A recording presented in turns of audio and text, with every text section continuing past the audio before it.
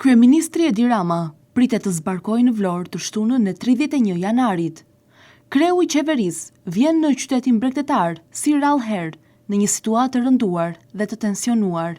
Televizioni i 6+1 Vlora mëson lajmin e vizitës së Ramës në Vlorë këtë fundjavë dhe si për koincidencë në ditën e fundit të janarit, si për të marrë të ligat ky muaj që po ikën, pasi në arku kohor të plot një muaj që nga fundi i dhjetorit e deri tani që po mbyllim dhe muajin e parë të vitit 2026, Vlora nuk ka qenë e qetë. Qetësia është prishur, si nga probleme që kanë dalë të paparashikueshme, ashtu edhe nga disa reforma të ndërmarra, si nga pushteti qendror dhe ai vendor, ku në qendër dhe të prekur drejt për drejt kanë qenë qytetarët e Vlorës. Rama pritet të vitë shtunën në Vlorë në një klim të rënduar dhe në një situatë teje të nderë në qytet, ku mungon bashkëveprimi i institucioneve të shtetit.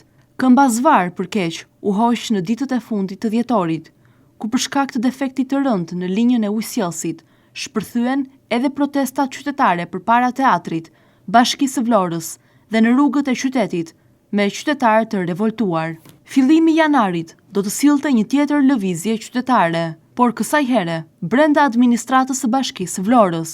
Punojësit gjelbërimit protestuan për 2 ditë me radhë përpara Bashkisë së Vlorës dhe prefekturës së Qarkut, për shkak se kundërshtonin kontratat e reja të punës, që i detyronin ato që përveç gjelbërimit edhe të pastronin. Reagim pati edhe nga punojësit e portit detar të Vlorës. Ata kishin 2 muaj pa paga dhe për këtë i u drejtuan për zgjidhje institucionit të prefektit të Qarkut. Sikur të mos mjaftonin këto zhvillime, në protest u ngritën edhe drejtuesit e autobusëve interurban të Vlorës, të cilët kundërshtojnë stacionin e ri që bashkia e ka vendosur në lidhjen e autostradës me Transballkaniken, si dhe ndërhyrjen për të luftuar konkurrencën e pandershme. Në protest, edhe tregtarët e tregut të madh të qytetit të Vlorës.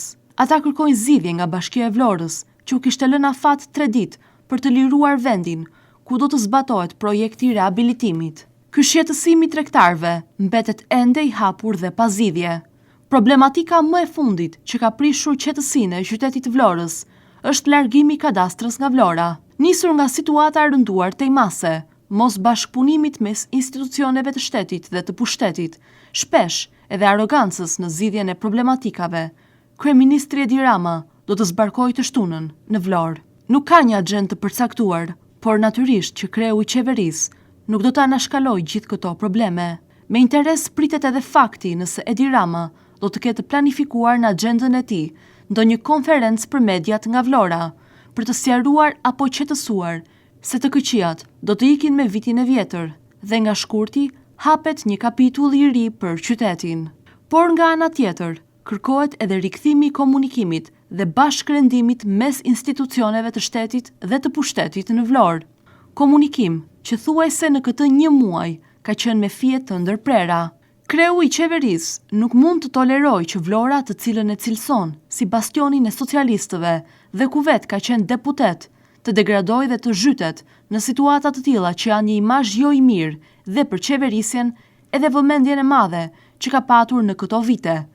Ndaj vizita e të shtunës do të jetë një mesazh i qartë për drejtuesit e institucioneve të shtetit dhe të pushtetit këtu në Vlorë, që të rikthejnë komunikimin dhe të jenë shërbestar të qytetarëve, e jo të kujtohen për ta vetëm në fushata.